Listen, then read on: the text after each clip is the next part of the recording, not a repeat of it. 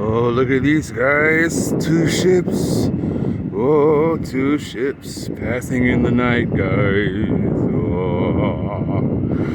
I don't know. I saw the cruise ships were here when I'm working out right now. I'm like, whoa. Two ships passing in the night. We have the Mayflower and we have the Santa Maria over here.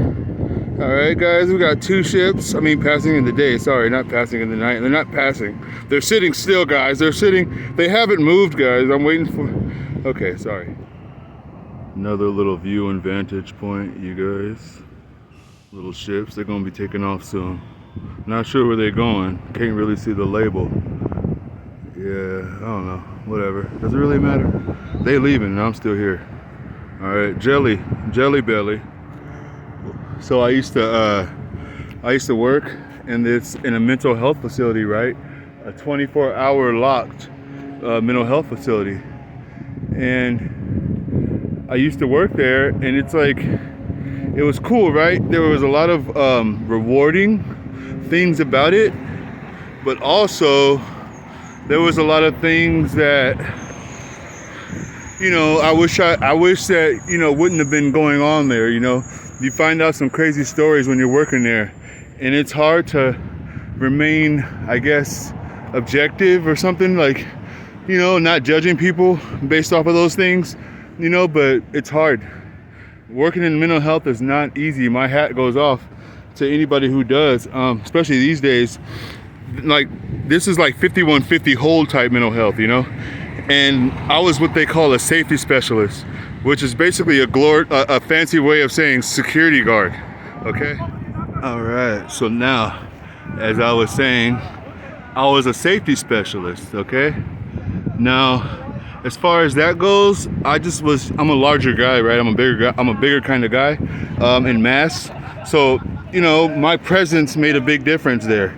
And because I didn't want to see anybody else get hurt, I would put myself in harm's way so that nobody else felt the need to jump in when things got real crazy.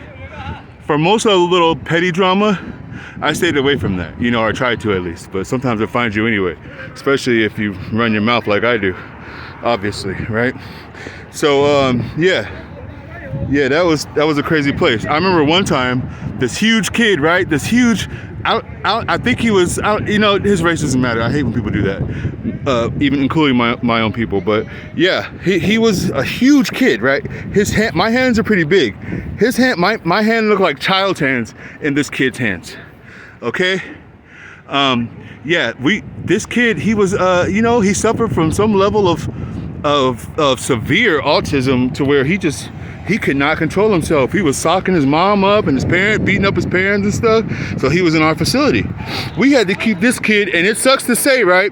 I hate to admit this, but it's the way of the world. I'm just letting y'all know the truth, okay? They might not have straitjackets no more, all right? But hey, we ain't got nothing too far from it. And we ain't got they ain't got padded rooms no more either. At least not in these facilities I was in. But yeah, man, it was crazy, that kid, man. It took all of us, like 8 people, just to subdue this kid, okay? And I'm like I say, I'm not small. I'm fairly strong, all right?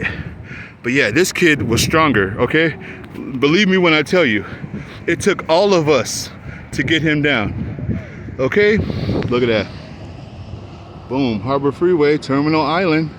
Doesn't that sound like paradise, guys? Terminal Island? I mean, not the terminal part. That sounds horrible. But I never even thought about that. Terminal Island. Whoa. Okay, anyway. Yeah, so, this kid was huge. And we had to keep him strapped in. He had to pee. They had to give him this little thing to pee, this little cup thing or whatever, portable urinal or some crap. But man, this kid was scary, man. He hit me, and it felt like a man's punch, and he was only like 15. This kid was huge, like taller than, I'm 6'2". This kid was like 6'3", 6'4", easily, at least 350 pounds. I mean, this guy could have played pro ball, I swear. But yeah, it was hard to get him, he had to stay strapped down the whole time he was there, the whole day he was there, or I don't know, 8 hours, because he had to get discharged quickly because he was too much of a problem. He was hitting everybody, he was slapping nurses.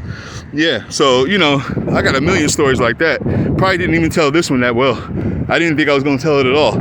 But I just wanted to talk about what it's like working in mental health. It could be a stress, but the reward from it, when you just are patient with somebody or, just help somebody kind of get over that night, it's just, I don't know, it just feels so much. The reward is worth the struggle, I think, especially if you have a heart for it. But if you ain't got no heart for it, ain't got no patience, don't go into these fields. Don't become no nurse if you ain't got no empathy. What's wrong with you? Screaming for, Anyway, yep.